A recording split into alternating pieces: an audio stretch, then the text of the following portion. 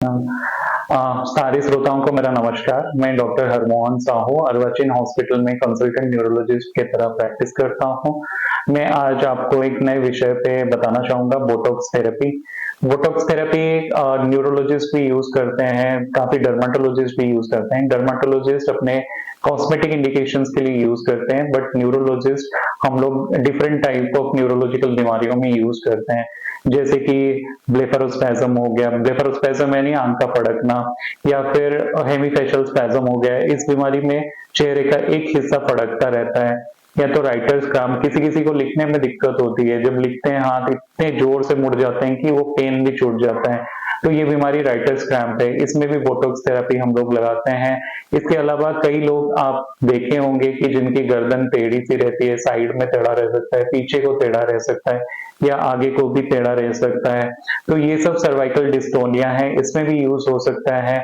और कभी कभी कुछ लोगों को जैसे स्ट्रोक लगने के बाद हाथ में भी विकृतियां आ जाती है, पूरा हाथ ऐसे मुड़ जाते हैं, तो इसको स्पैस्टिक लिम्ब सिंड्रोम कहते हैं। इन सब केसेस में भी हम लोग बोटॉक्स लगा सकते हैं। किसी को पैर में भी हो सकता है, ये सारी चीजें।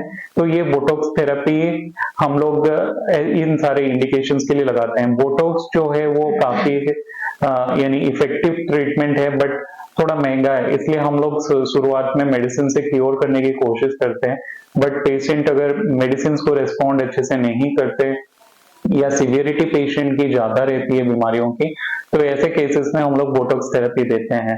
तो बोटॉक्स थेरेपी के फायदे ये हैं कि वो मसल पैरालिटिक एजेंट जैसे काम करते हैं।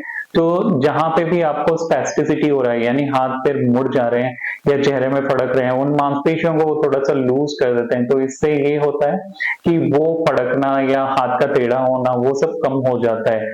और एक बीमारी है जैसे ट्राइजेमिनल न्यूराल्जिया। कई लोग हमारे पास आते हैं जिनको चेहरे पे काफी सीवियरली करंट जैसे सेंसेशंस आते रहते हैं। कई कई को दांत उखाड़ने के बाद आता है करंट सेंसेशन, या फिर किसी को कान के पास आता है। तो ये सब ट्राइजेमिनल न्यूराल्जिया के सिम्टम्स हैं। तो ऐसे केसेस में भी हम लोग बोटॉक्स थेरेपी लगाते हैं। बोटॉक्स काफी इफेक्टिव है।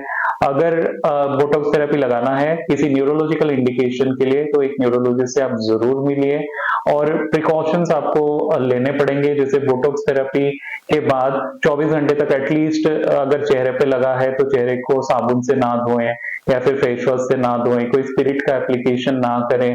तो ये सब प्रिकॉशंस आपको लेने पड़ेंगे। और बोटॉक्स हमेशा कोल्ड चेन मेंटेन किया जाता है। आजकल कई नए बोटॉक्स थेरेपी आ गए हैं जिसमें कोल्ड चेन की ज्यादा जरूरत नहीं पड़ती।